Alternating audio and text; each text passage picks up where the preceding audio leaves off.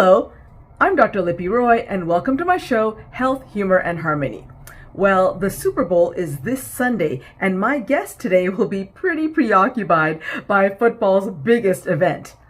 But Brittany Mahomes, wife of Kansas City Chiefs quarterback Patrick Mahomes, also cares deeply about a health condition that affects both her young kids, childhood allergies.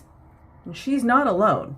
Did you know that over 50 million people in the US experience an allergic reaction every year? In today's episode, I'll talk to Ms. Mahomes about the signs and symptoms of allergies in her infant son, her partnership with Kaleo, and the first and only FDA-approved epinephrine injector for infants and toddlers, and much more. Let's get started.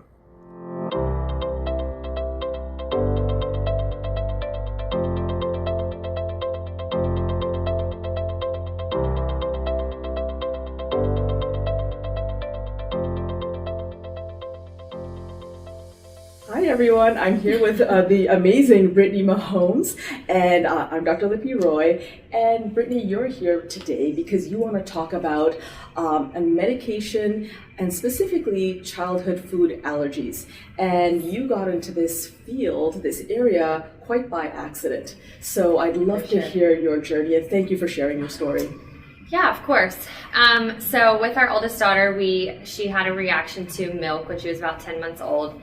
We had given her some formula, and she had, began to vomit, began to sneeze, had red, itchy eyes. We then took her to the doctor, and she ended up being okay, but that's kind of our first experience with allergies, and it kind of hit us by surprise because, me nor my husband have any allergies, so we were kind of like, how did this come about? So we've learned to deal with that with her, and then here comes our second kiddo, and he, as he began to be able to eat food, we then started introducing him to things just with the history of our oldest one. I was just a little bit nervous the second go around. So I was doing it earlier this time, and I was doing it in a much minimal amount. And we were on the first day of peanuts, and he began to get fussy. And so I took him to the bath, just thinking, it's time to go to bed. He's just a little bit more tired. I then took his diaper off and realized he had been broken out into hives, and within minutes, it began to grow, up his body to his arms, and then it got to his face, and he was just inconsolable. And so that's when we chose to go to the emergency room. But with our oldest daughter, we had an AUVI-q with us, and so that was a little reassuring, knowing that we did have that if we needed to. But we did end up going to the ER and making sure everything was okay, and he was fine. Well, that sounds like a really scary moment. Yes. Not once, but twice. Yes. Especially the second time around. And just so viewers know that, so AUVI-q is a medication. It's an epinephrine injector. Yes. And I'll explain this more later, but this is really the first line medication for people who have an anaphylaxis or a severe allergic reaction. Yes. And did you have to go through that for the first child? Did they have such severe allergies or severe reaction? Hers wasn't as severe. It was just a little concerning because I was like, I'm not really sure what's going on. She can't stop throwing up. She started sneezing. We did not go to the emergency room. We just went to her pediatrician, and it was fine. So it wasn't as severe. I never thought I didn't think I needed to use the AUVI-q with sterling with bronze. I was very close to using it. But then we were able to get to the ER very fast, and they were then able to help us there. And so when your first child developed allergies, again, you didn't know what was happening in the beginning, right? At the start, until you met with a pediatrician and they explained what was going on after they did a full evaluation. Yes. And how old was that first child at that time? Under one? Yeah, she was under one. Yeah. Okay. And then when your second child also started developing allergies, again, you weren't sure what was going on, but it broke out in hives. It was clearly a more severe response. And was he also the same age, younger? He was about 10 months old. Okay, so under one. Yeah. Okay. And I did try, to offer him a bottle to calm him down, and that in my head immediately as it began to grow to his face, I tried to get him a bottle to calm him down, and he wouldn't even eat the bottle. So I'm like, oh my God, his throat was closing. That's where I began to panic. Yeah. And that's when we rushed to the ER. Yeah. So I'm asking these questions because I'm sure your story is going to resonate with so many viewers out there, because whether you have children or not, people are around children. People have nieces, nephews, grandkids, neighbors' kids, people babysit. the key difference here, and this is why I'm really trying to ask the age, is because when you're a baby, you can't voice, oh, I'm itchy, oh, I can't swallow, right? I mean, so you got, as a parent, you just have to go by your instinct and your observation and just respond and just react. And first-time parents sometimes don't always know how to navigate. They're always nervous, but you have to go by your instinct. And it seems like you did the right thing each time. How are your children now? They are living their best lives. They're good. We just, always stay aware of the situation, always make everyone around us aware of their allergies. We carry our AUVI-q with us everywhere that we go with our kids. We keep it in the diaper bag. We've trained everyone, that has ever had them on their own. Our family members, everyone that's in our house, we've trained everyone on it so that they know how to use it if we ever need to. Yeah, and another great example that both of your kids kind of demonstrate is that allergies are a spectrum, right? You can have pretty mild allergies, but you can also have really life-threatening allergies as well. And there's different ways of treating it. Sometimes some people just need to avoid the substance and they're fine, right? But other people, they need more medications, sometimes like a diphenhydramine, commercially known as Benadryl. Sometimes it's something like epinephrine, like AUVI-q, like you were talking about as well. How has your children's allergies kind of change the way you view health, your children's health, your health, and just life in general?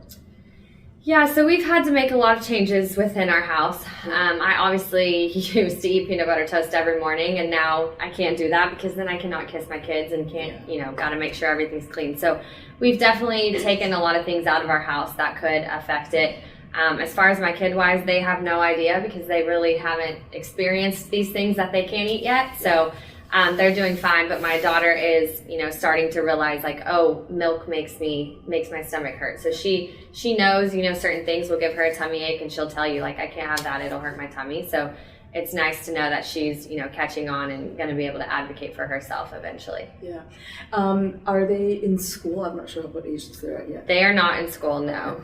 Okay. So this is going to, I imagine, I'm not sure if you've already started doing this kind of research, but informing schools, teachers, all of that's going to, is that something that you've kind of thought of, or has your pediatrician already informed you of those things? Daycare? Oh, I've for sure thought about it. It gives me a little more anxiety than I already had sending my kids to school, but I have heard from other parents that schools have begun to, express the concerns for allergies, and they don't allow, other parents to bring stuff. So as a mom, telling other moms, I just want them to respect that and understand that it can be very serious and to take that, notes seriously. Yeah, I mean, the reality is that because childhood allergies are so common now, most schools are already aware, but it's always the right thing to do by always checking and asking teachers in the schools, what's your strategy, what's your protocol, what protocol do you have in place, informing them about your kids' health issues. And again, allergies are just one example of so many different types of conditions that affect kids, right? So, well, that's really helpful.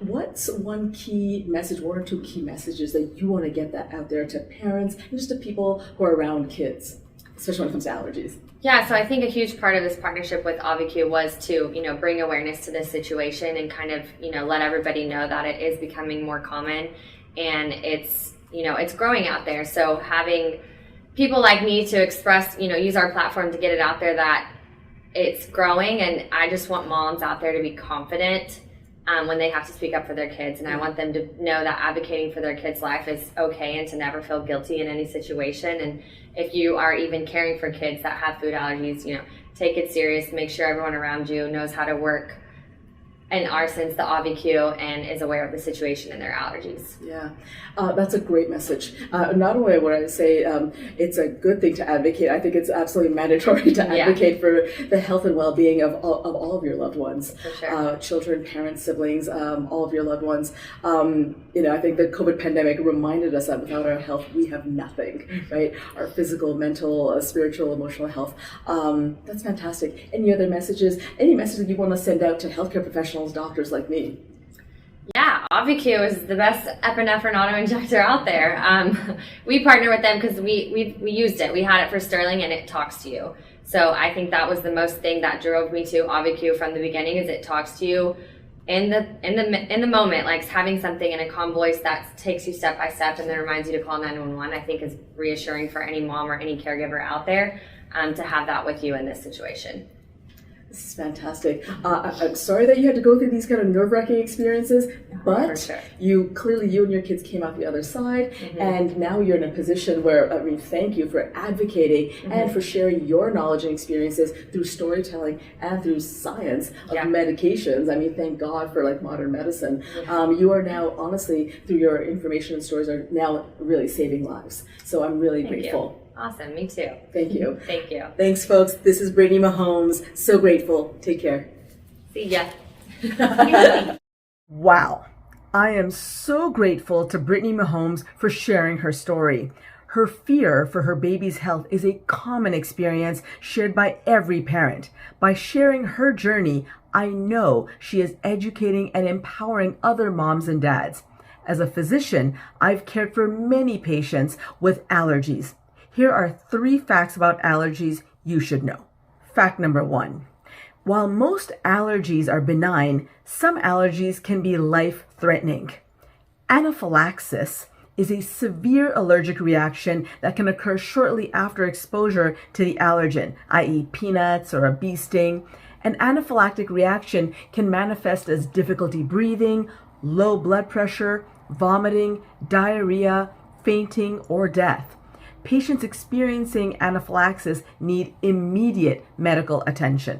Fact number 2, allergies are treatable.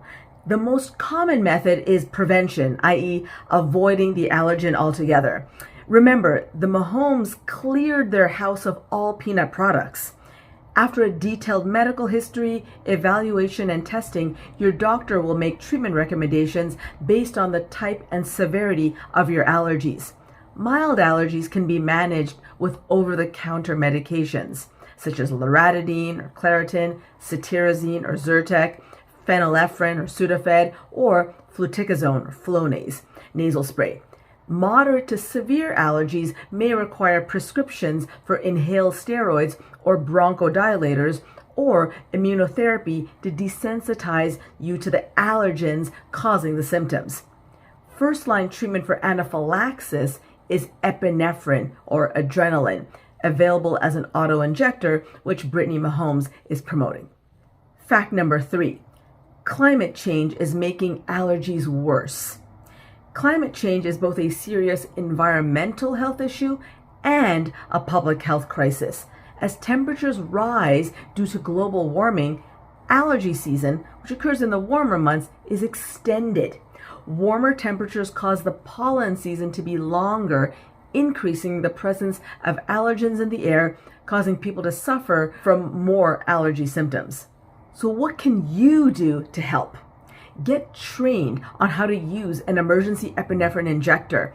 Learn about the effects of climate change on health. You can also learn from, volunteer with, or donate to organizations such as the Asthma and Allergy Foundation of America, the American Academy of Allergy, Asthma, and Immunology, the National Institute of Allergy and Infectious Diseases, or the World Allergy Organization. Well, that's all for today. Here's your joke of the day, allergy themed. What's made of leather and sounds like a sneeze? Shoe. Well, be sure to subscribe to my YouTube channel, write comments below, and follow my Instagram at Health Humor Harmony Dr. Roy. Be well. I'll see you soon.